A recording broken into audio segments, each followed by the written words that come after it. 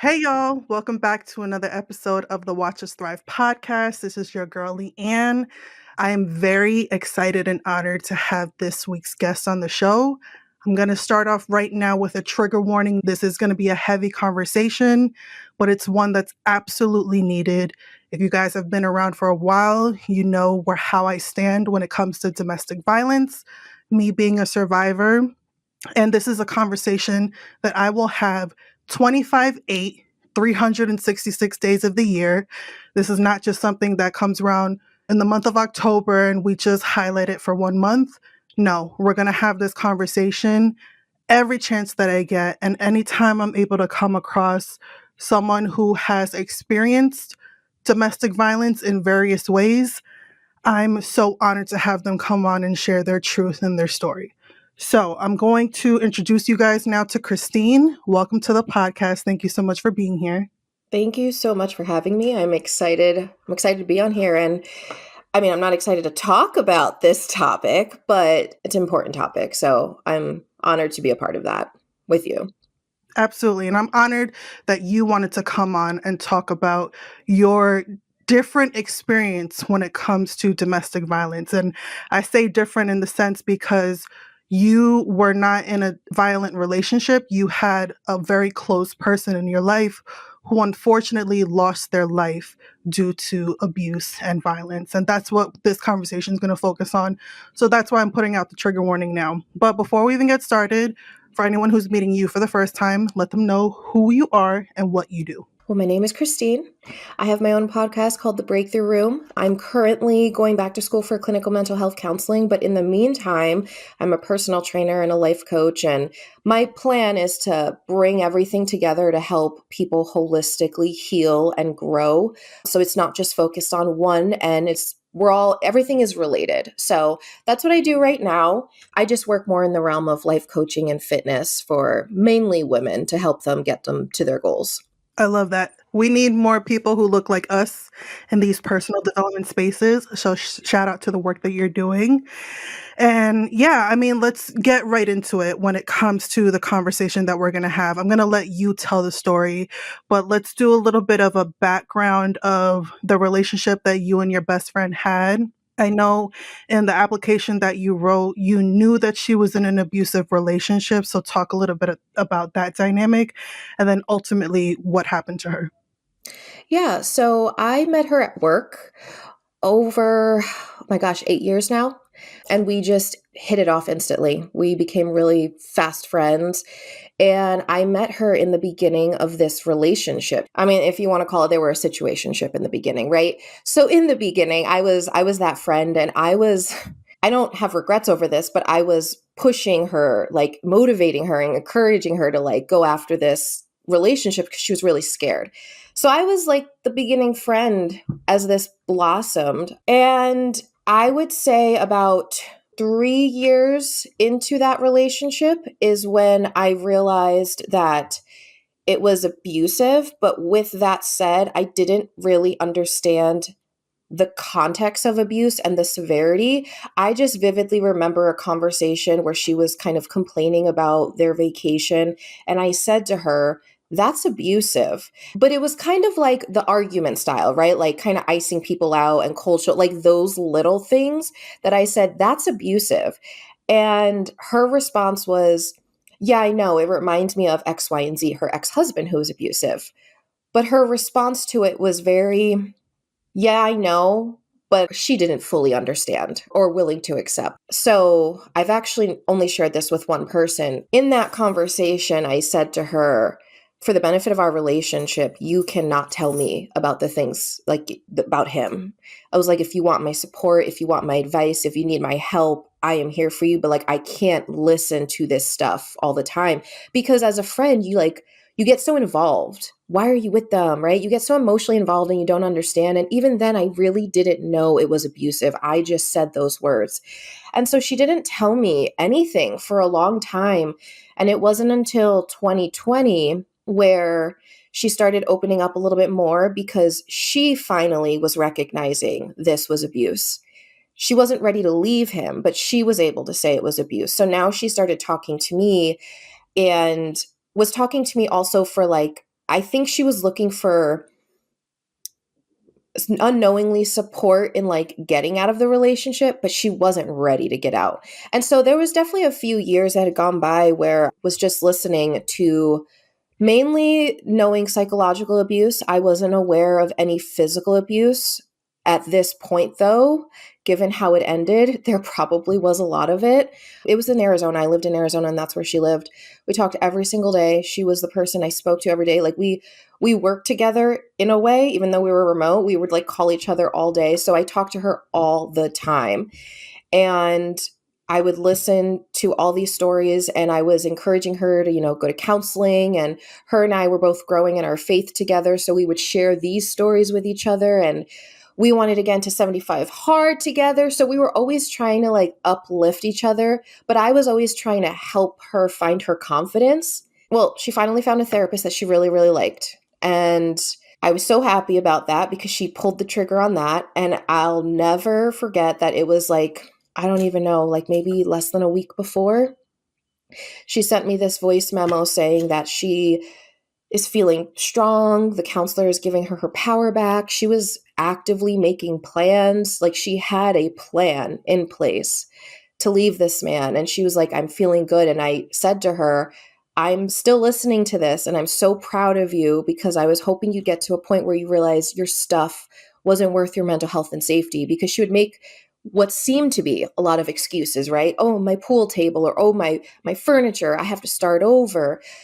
And she finally got to a point where she was like, okay, I'm ready to do it. And he obviously had to have known, because within a week later, he took her life. Not coincidentally. Again, nothing's a coincidence. She was looking for apartments that period. She took off work to look for apartments to leave this man.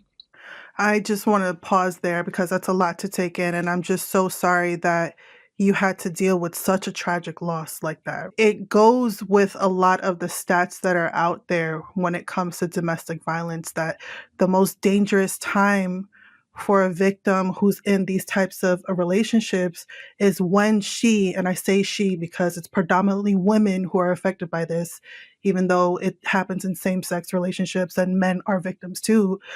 But a lot of the times when she decides to leave is when it can escalate to the point that you lose your life. And that's all because the abuser, the perpetrator, is losing that control. That's what these relationships are all about. It's all about power and control. And when that's slipping away from them, a lot of the times they will do anything in their power to be able to maintain that control. And unfortunately, we see a lot of the times in the news of incidents like this that happen. So I want to thank you for sharing that because it's not easy to talk about. It's not easy to listen to. Again, you guys, this happened a year ago. So this is very, very fresh. And I just want to send my thoughts and prayers and condolences to you and her family because, these relationships, it doesn't just affect the person who's in it.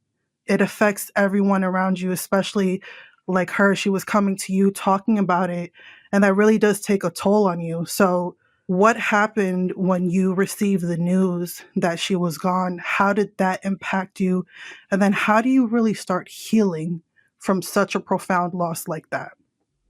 So I still hear my screams of getting the news. I've like never yelled so loud. Like it was such an outer body experience because I literally knew her mental health was in jeopardy. Never, even at that point, again, because I didn't fully understand. And of course, she didn't. I'm sure I wasn't the only person she didn't reveal a lot to. So I didn't know. But I never thought her life was in danger. So there was just so much shock. So much shock. Like I just literally could not believe it. And I would say for like maybe a week or two, I just was so disconnected from the world. I remember I flew to Denver because I didn't want to be alone, and I went to go see my cousin, and I was in the airport looking at everyone, and I was like, you look like a murderer. You look like a murderer. Everyone was a murderer to me because at that point, like anyone was capable of that. Because even knowing the things that I knew, never thought this man was capable of that. And the way he did it too was they weren't in a fight. She wasn't even aware that this was going to happen. So it was so cowardly. Like it just, I was very just disconnected, walking through the world, like looking at everyone, thinking everyone's a murderer, or wondering how people could not see the evil. Because until you were so desensitized by like violence that until it happens to you, you then realize, oh my God, this is real. This isn't a movie. This isn't news. This isn't social media. I mean, even when we see social media things, unless you've experienced it, you're just like, oh my gosh, that sounds so bad. And then you scroll and you move on and you don't think about it again. So it genuinely just changed everything that I knew of the world. I wouldn't say rose colored glasses, but I had glasses on and they were completely shattered. And now I had to relearn the world knowing the reality of anyone is capable of this. And I know that you said that I just thought of this question because you said that you and her were both growing your relationship with God. So when this happens, I'm curious to know, how did that relationship with God change? And then how were you able to build it back up? I know that's a heavy question. I didn't lose my faith, but I actually feared a lot more of knowing that this spiritual world existed because I remember feeling terrified of the fact that there was evil was that powerful, but also thinking, well, if evil is that powerful, then God is that powerful. And that was terrifying too. Even though God is supposed to be there to protect me and, love me and be empathetic. But just this idea of what I can't see is so much bigger and more powerful than me was terrifying. And she was saying in this relationship that she felt like she was being spiritually attacked by him, that she felt like he had a lot of demons and she was being spiritually attacked. And she always said those things, and I didn't really understand it. I still didn't get it. And so when that happened, it was just this huge reality check of how much the devil and demons exist because there was just no other way to explain it. So I didn't lose my faith, and I can't say I was angry. Well, I wasn't angry in that, like, I was asking, why would you let this happen? Like, why do bad things happen to good people? But I was angry like a child that I can't talk to you right now. I literally would ask everyone around me, can you please pray for her and for her family? Because I can't pray. I couldn't talk to him because I didn't even know what to say. So it took me, gosh, I don't know, maybe a month before I could even talk to God. And when I did, it was like, I'm trying to talk to you. And that was it. Like, it was like, hi. Like, I could barely get words out. And so it just was a slow progression from there, but it just terrified me of knowing how real that really was because of how it all happened. Absolutely. No, for sure. The duality, right? That happens in every aspect of our lives. So, when it comes to you starting to heal from that, what have you done since then that you could share with people who might be in similar situations? How did the healing process start for you, and what worked and what didn't work? I mean, I definitely cried. And I didn't try and stop myself from crying. I live alone. I have family nearby. I'm in a new city, so I don't really have friends physically. So it is very lonely. And I would spend time with my sister and stuff, but I really was just in a place where it was just me by myself a lot of the time. So I would spend a lot of time crying. I did eventually get deeper in my faith and relied on that. But truly, like, I honestly probably just stayed depressed for a while. Like, I can't actively say that I was doing things to heal. I was just in this state of like, I'm existing.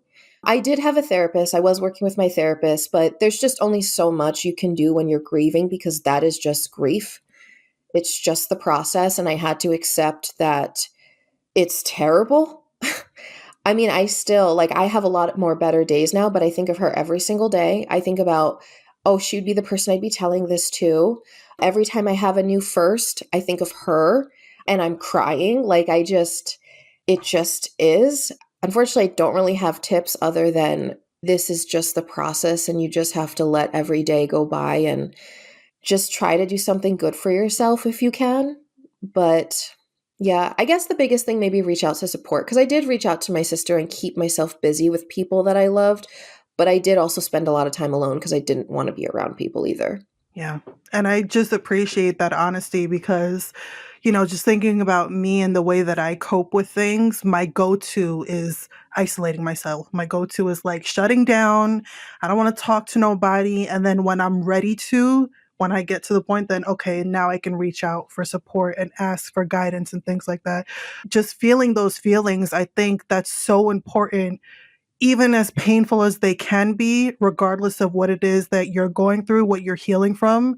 That's one of the hardest things that a lot of us don't want to do. We don't want to sit in the grief. We don't want to sit in the pain. We rather numb out with people, with work, with all these outside things to quiet the voices and the noise inside of us. But I think in order for us to really start healing from our shit, we have to face it. We have to sit in the uncomfortable, but not stay there for too long, because that can also lead to really dark places, myself included. Like, I've been diagnosed with depression, and that's something that I deal with myself. But I appreciate the honesty and the rawness of like, I'm doing my best and that's okay. I think that would be the biggest takeaway. Like, whatever works for you, even if that's not doing anything, that's perfectly okay. Just allowing yourself to feel whatever it is that's coming up. Yeah. There was actually something that I did do during my grief, and maybe this was grief, I don't know, but I cut off actual friends. I cut people off real fast. And that was just because, one, I recognized that I had potentially one-sided relationships, and I was tired of trying to make them work or tired of trying to pour into it, because this is the one time in my life that I need you to focus on me. And the second I did not get that empathy or support that I needed, I just blocked people. I didn't even explain anymore. I was tired of explaining. I was like, boop, boop, boop. And I just cut people off because I just couldn't. So that was probably a way of self care too. Oh, absolutely. Let me tell you something. My block list is miles long. The minute that you piss me off, the minute that you say something, I'm not even going back and forth with you. Block, goodbye. Like, we're not even doing this, because I used to be that person to go back and forth, to fall into the toxic bullshit. We ain't got time for that anymore, okay? I'm going to be 36 years old this year. We ain't got time. That's honestly the perfect segue to the next part that I want to ask you, that the relationships in your life and how they have shifted with you dealing with the loss of your friend. I want to know, because for me, being a survivor of DV, I struggle with trust. Like you said before, you looked at everyone and you thought this person has the capability of killing someone. I have that same mentality when it comes to like meeting someone. And that's really has hindered me from even going back out there to be like, oh my God, what if he's an abuser?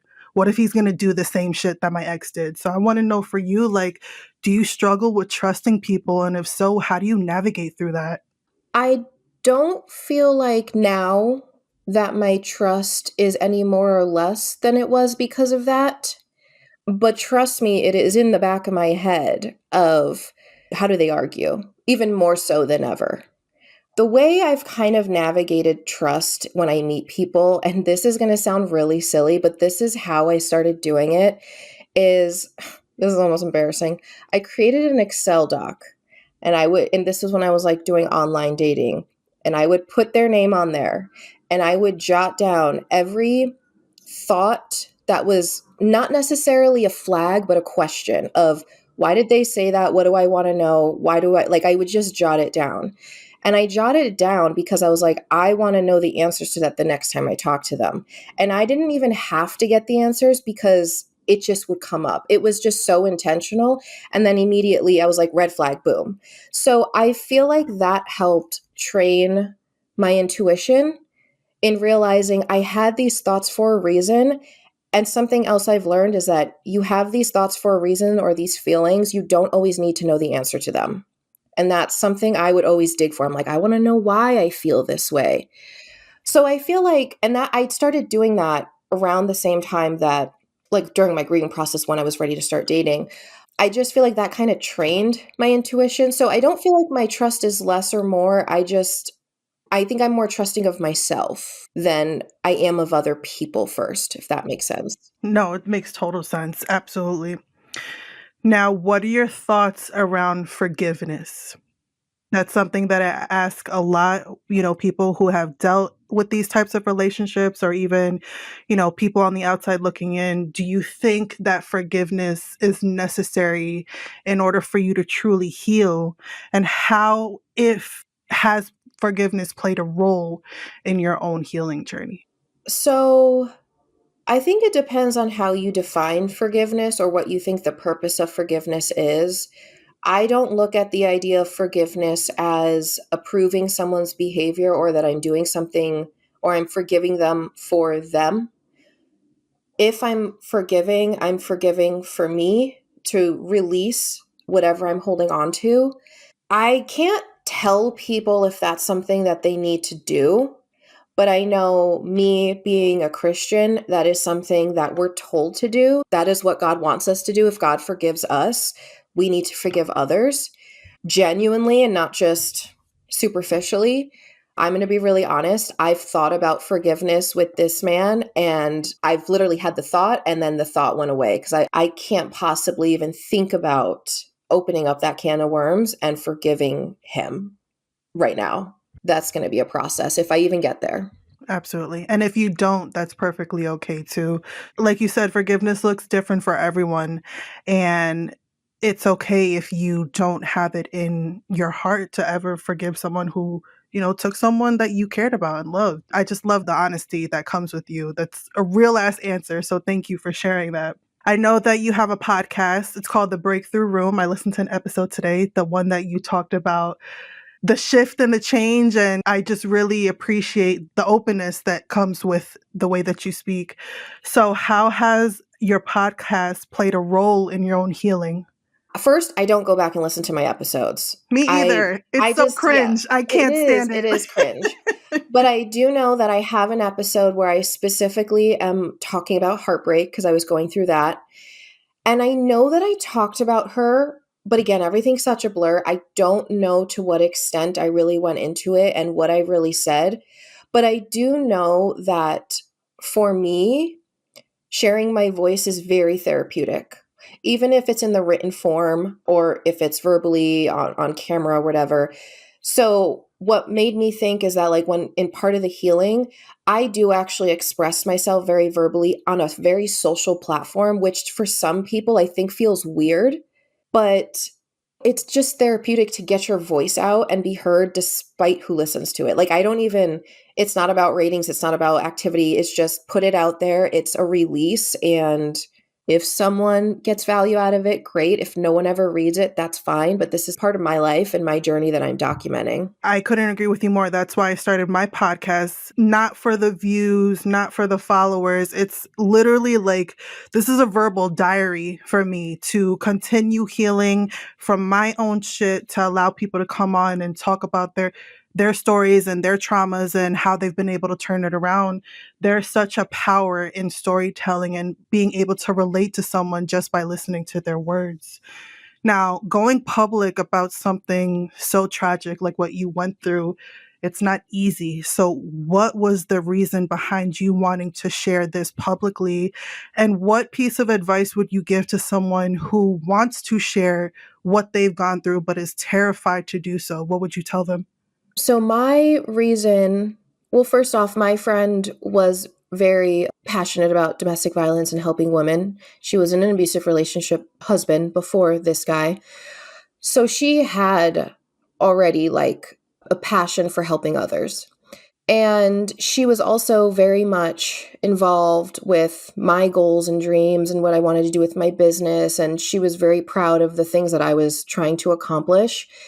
So it felt like it was now my responsibility to pick up where she didn't get to take off and use my resources and be a part of that change in some way or another. That's why I did it. And again, it was part of my own healing process, but now I also I feel like it's my responsibility. I was not a victim and I can't ever speak from that, but I can at least speak for her as her friend who was by her side.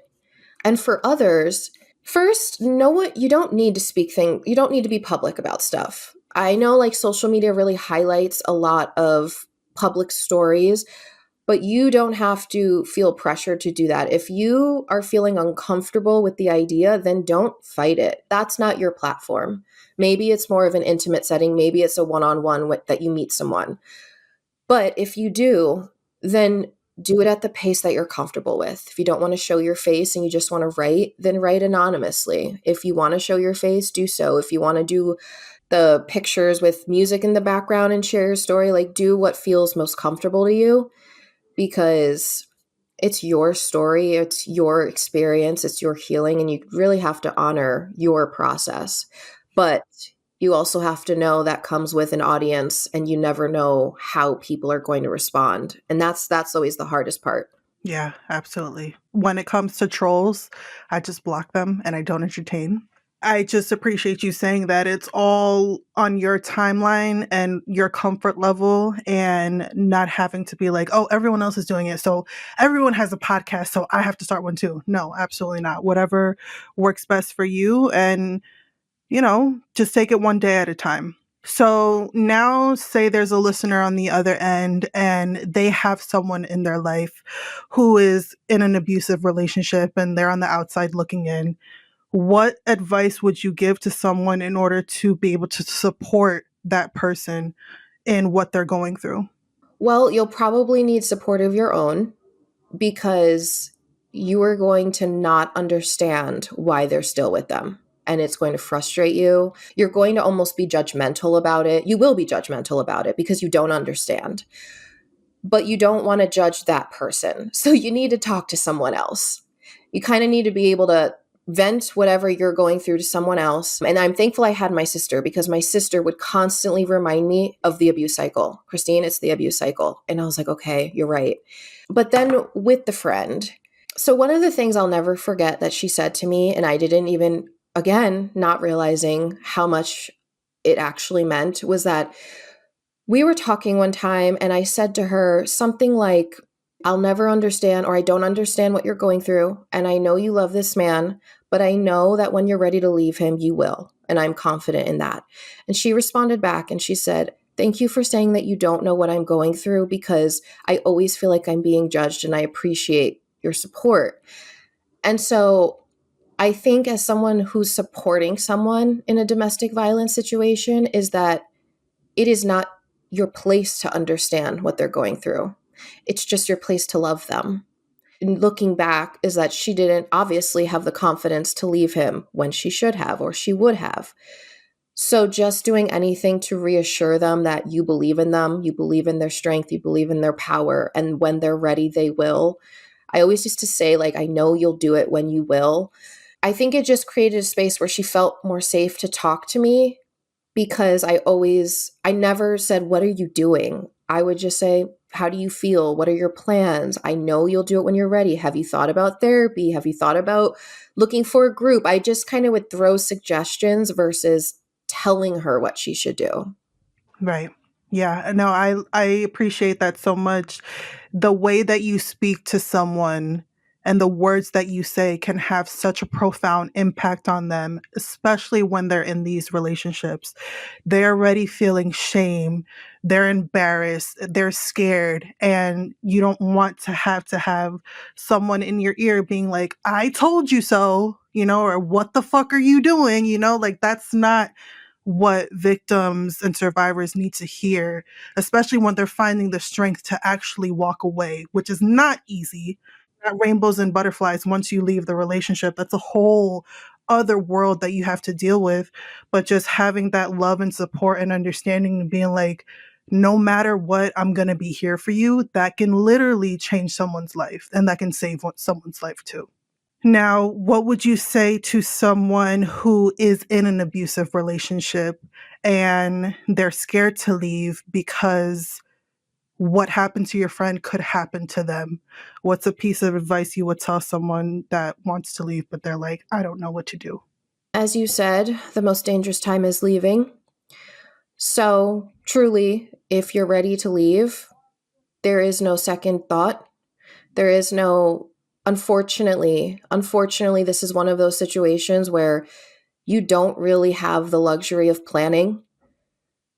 So if you really are thinking of leaving, you leave and you go and you don't look back and you take whatever's on your back. And hopefully you have people that can help you. And if you don't, then seek out shelter, seek out whatever's around you. But that's really just the big thing, is that you don't have time to plan. You just have to go. But building up that emotional strength, I know that my friend was very insecure and didn't think highly of herself. And I wish you could see herself the way everyone else saw her. But like, if she was here today, I would tell her how strong she is, because you can't be weak and live in an abusive relationship. You just can't. You're not, that's not weakness. To wake up every day and live in that turmoil takes so much strength that I don't think people really understand. And it's literally just that ounce of strength that keeps you going every day. And I just hope that if someone is in that, they could remember that they are strong. And just hold on to that one piece of strength you have and let it snowball every day until you are ready to go. That's so beautiful. And that was one of the questions that I was going to ask you. If you could say something to her, what would it be? So, so beautiful. So, as we're winding down the conversation, what do you want the biggest takeaway to be for someone who's listening on the other end by hearing your story and your friend's story? Well, this is going to be corny, but you can't take life for granted, that's for sure. Literally any day, in any way, it could happen to anyone. So always tell your friends, your family that you love them, always. That is one thing I can say I don't regret. I always told her I loved her. And that was something I started doing like a year or two ago. So that was even a new habit for me. But I think really just the biggest thing on this topic in general is that as a supporter, again, it's not your place to understand. That's not your time to understand. It's just your time to love.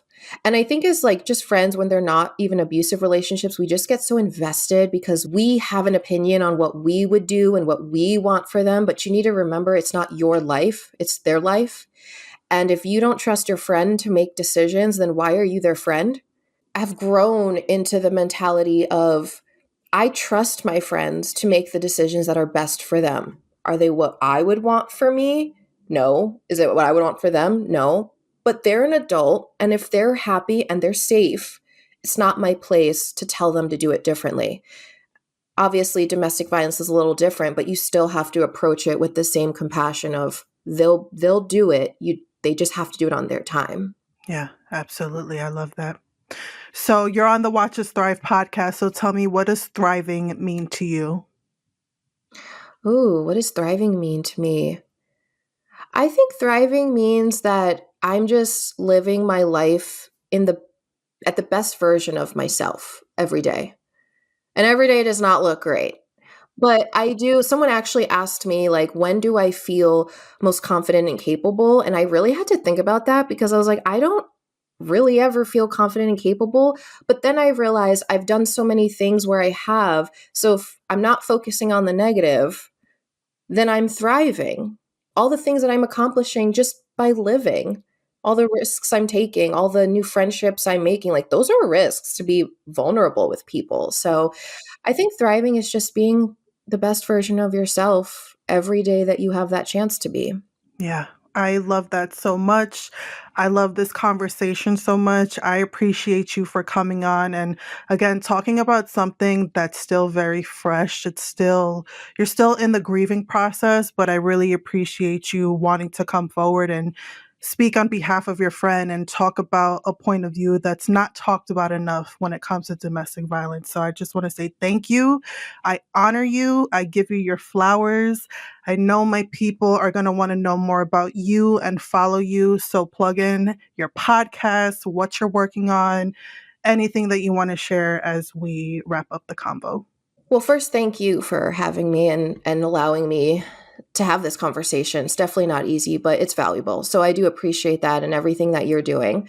But You can find me on Instagram. That's pretty much where I'm most active, is hello.breakthrough. My podcast is The Breakthrough Room on Spotify and Apple Podcast. You can find it there.